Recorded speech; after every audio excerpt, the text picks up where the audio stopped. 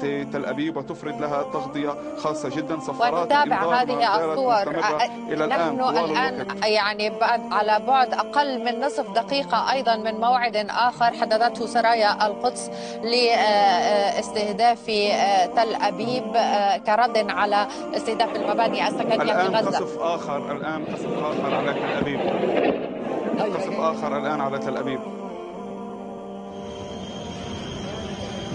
الآن وسائل الإعلام تتحدث عن قصف آخر على مدينة تل أبيب، هو الرشقة الثانية خلال دقائق.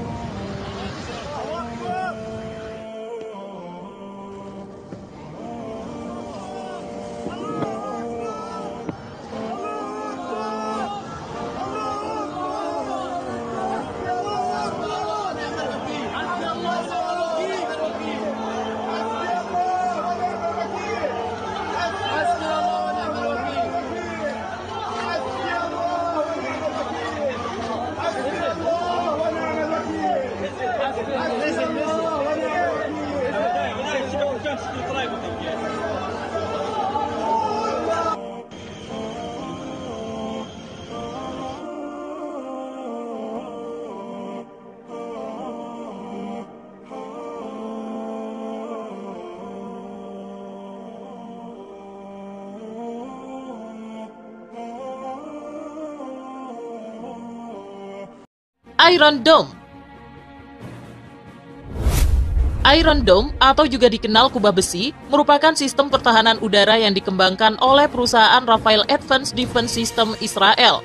Sistem tersebut dirancang untuk menghalau serta menghancurkan serangan roket jarak pendek dan roket artileri yang ditembakkan dari rentang jarak 4 km hingga 70 km. Tak cukup di sana, Kak. Israel juga berencana menambah lagi kemampuan Iron Dome. Pihak pengembangnya akan berusaha meningkatkan kemampuan halau Iron Dome hingga mencapai 70 km sampai 250 meter. Selain itu juga akan dibuat sefleksibel mungkin sehingga bisa mencegah datangnya dua roket dari arah berlainan. Iron Dome dibuat pada tahun 2005 dan masih digunakan hingga saat ini. Iron Dome juga dipasangi rudal yang harganya bisa mencapai 100.000 US dollar atau setara dengan 1,4 miliar rupiah. Militer Israel bahkan mengklaim bahwa pihaknya berhasil melumpuhkan roket-roket yang diluncurkan Hamas, Kak.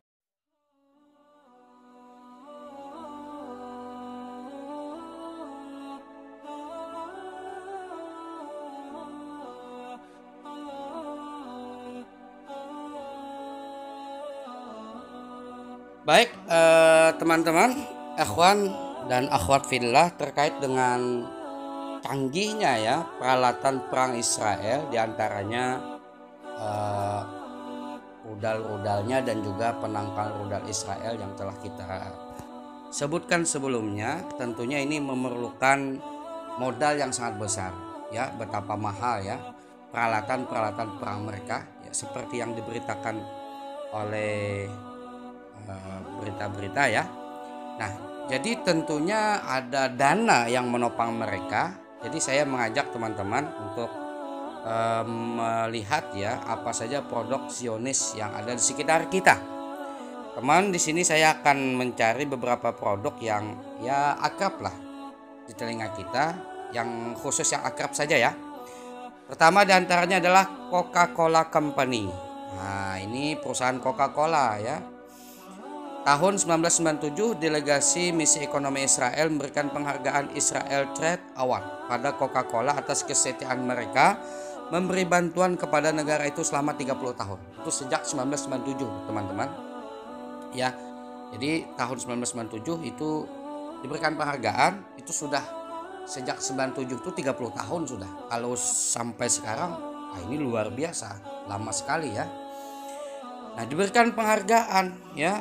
Penghargaan kepada Coca-Cola Company karena ikut andil menyumbang Israel. Bahkan Coca-Cola juga menolak seruan Liga Arab ketika Liga Arab itu meminta semua negara-negara itu memboikot Israel. Maka Coca-Cola yang paling menolak boikot itu. Pada Februari 2002, Coca-Cola bekerja sama dengan Friend of Israel menjadi sponsor ceramah tokoh Zionis. Bayangkan teman-teman, sampai mengeluarkan dana untuk dakwahnya para Zionis Israel ya, yaitu Linda Gradstein di Universitas Minnesota. Tahun 2002 Coca-Cola membangun pabrik di atas tanah milik Palestina yang dirampas Israel. Bayangkan, ini bukan main-main Coca-Cola ini. Tanah yang dirampas oleh Israel di Palestina itu dijadikan perusahaan Coca-Cola. Didirikan perusahaan Coca-Cola. Nah, ini kan terang sekali ya, mendukungnya dengan skala besar. Kenapa? Ini kata Israel hadiah sumbangan jutaan dolar Coca-Cola kepada mereka. Sekarang mereka membalas dengan memberikan tanah. Produk yang masih berafiliasi dengan Coca-Cola. Nah, ini apa saja yang ada kaitannya dengan Coca-Cola juga, yaitu Dr. Pepper, Fanta, ya, Fruitovia, Kiara, Lit, Sprite, Sunkist dan Schweppes. Ya. Jadi produk-produk ini sebetulnya ya memang akrab di telinga kita. Kita pun sering, sebagian kita sering mengkonsumsinya ya.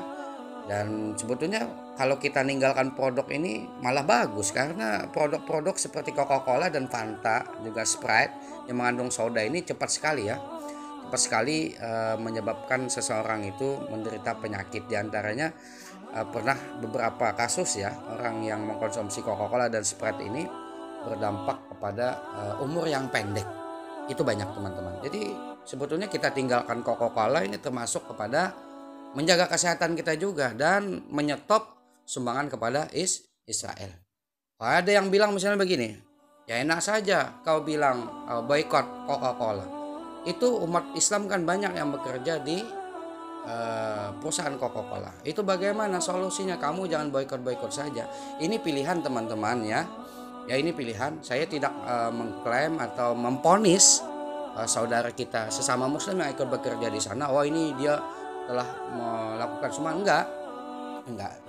Ini kan saya cuma mengajak saja ya bagi kalian yang bisa ingin ikut andil ya untuk menyetop keuangannya Israel ya lewat sini. Tapi tanpa memponis saudara-saudara kita sesama Muslim yang sudah memakai produk ini atau bekerja di perusahaan mereka.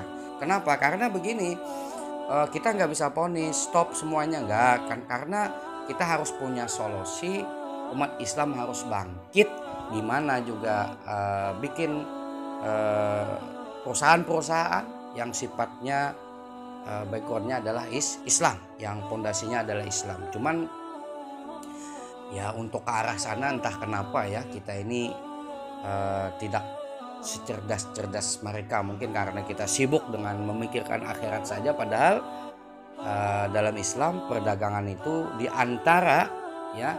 antara salah satu penyebab seseorang memasuki surga, digandengkan dengan para nabi ya, para siddiqin dan para syuhada.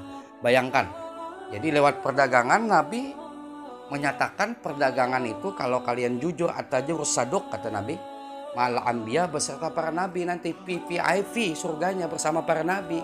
Artinya kesadaran ekonomi ya, ekonomi bangsa dalam agama Islam itu dibangkitkan. Mudah-mudahan kita akan berusaha, karena bila kita sudah punya perusahaan besar dengan pondasi Islam, kita bisa ya memboikot secara merata. Misalnya kamu nggak boleh lagi kerja di perusahaan Zionis, alternatifnya mana? Ini perusahaan kita.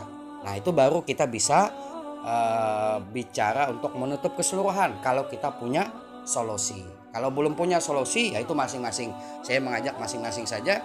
Yang pengen silahkan stop produk, beli produk Coca-Cola. Selanjutnya apa? Nestle. Nah Nestle ini sangat akrab ya di telinga kita.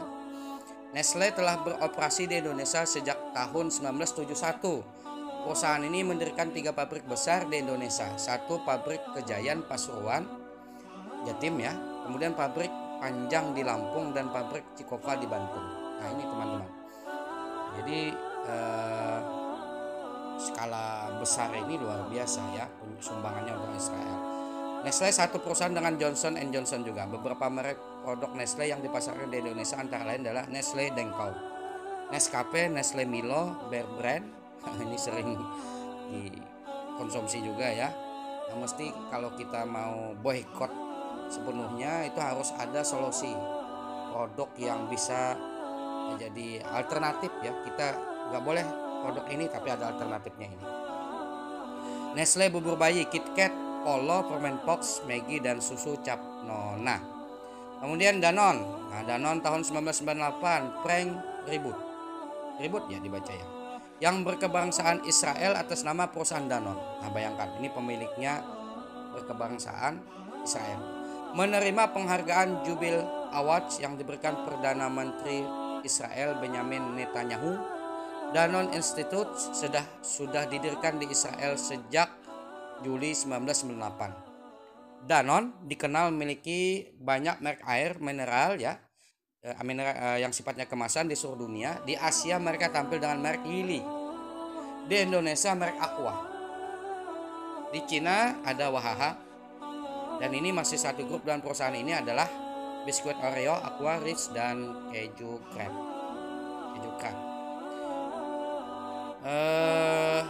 Selanjutnya saya next ini ya, McDonald. Nah, McDonald ini sudah ada ya di mana-mana. Menurut Chicago Jewish Community Online, situs web milik Dana Serikat Yahudi Chicago, markas besar McDonald Corporation yang berpangkal di luar Chicago adalah mitra bisnis Serikat Dana Yahudi dan Federasi Yahudi.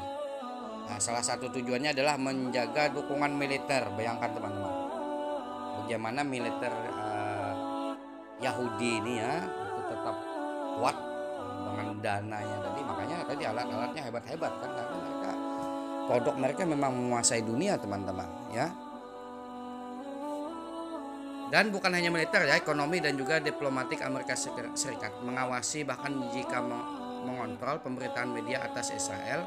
Salah satu CEO McDonald, wah ini sampai CEO McDonald itu mengontrol media ya, yang mau menjelek-jelekan Israel, yang sebenarnya memang jelek Israel ini, itu mereka rubah ya lewat media tadi supaya terlihat Israel ini tidak mengapa ya. Salah satu korbannya itu adalah siapa itu yang ustadz yang palsu itu siapa?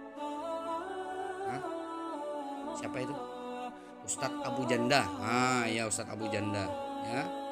Itu entah mengapa dia termasuk ikut andil ya memberitakan bahwa Israel ini orangnya baik-baik saja. Dulu kan sempat heboh tuh. Kemudian selanjutnya adalah Starbucks Coffee. Jadi Starbucks Coffee ini direktur Starbucks Howard Schultz dikenal aktivis Zionis. Nah, itu sudah terkenal. Tahun 1998 dia diberi penghargaan. Ya, penghargaan Israel 50 tahun Anniversary Friend of Zion Tribute Award oleh Jerusalem Fund of Ice Torah. Sejak meletus perang atas Lebanon, pemimpin perusahaan Starbucks menyumbang setengah keuntungannya untuk pemerintah Israel. Bayangkan, setengah teman-teman. Sedekahnya Starbucks kepada Israel tuh nggak tanggung-tanggung setengah hartanya, setengah keuntungannya. Ya, masih pengen? Warga Muslim duduk di Starbucks nenggok kopi. Jangan teman-teman. Alhamdulillah saya nggak pernah. Makanya ada istilah mendukung Yahudi dengan secangkir kopi. Nah, ungkapan tersebut sering terdengar ditujukan kepada penggemar Starbucks Coffee. Oke, next. Nah, Nokia juga termasuk nih teman-temannya. Nokia juga termasuk. Silahkan baca ini. Kemudian next IBM. Yang sapa saja ya, yang akrab ya disapa di Indonesia saja. Kemudian terus. Oke.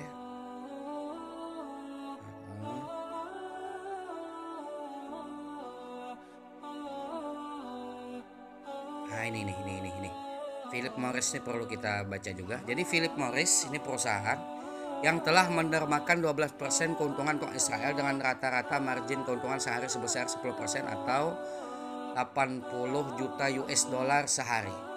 Maka 9,6 juta US dollar dari umat Islam diberikan kepada Israel. Nah, Philip Morris ini adalah perusahaan rokok teman-teman. Nah, ini yang hobi merokok mungkin sejak sekarang berhentilah merokok, atau kalau nggak bisa berhenti merokok, pilih merek rokoknya. Kalau nggak bisa, ya mudahan bisa berhenti. Perusahaan raksasa rokok dunia asal Amerika Serikat itu kini mengambil 40% saham perusahaan rokok swasta Nasional Sampurna. Minta maaf penggemar Sampurna ya. Ini juga termasuk. Nah, jadi produk-produk di bawah payung Philip Morris adalah Marlboro juga termasuk, Merit, L&M, La Winston. Ini nggak akrab di telinga kita ya, jadi nggak perlu kita baca. Oke teman-teman, mungkin itu saja perusahaan yang akrab ya di telinga kita ya, khususnya kita muslim di Indonesia. Jadi saya tidak memponis para konsumen ya, konsumen produk-produk yang telah disebutkan itu mendukung Yahudi. Saya nggak memponis seperti itu, cuman saya mengajak saja. Saya cuma mengajak bagi yang ingin ikut andil ya tadi, stop dalam memilih merek itu, tapi tanpa memponis saudara kita sesama muslim yang menggunakan itu ya, jangan diponis dia. Karena kenapa?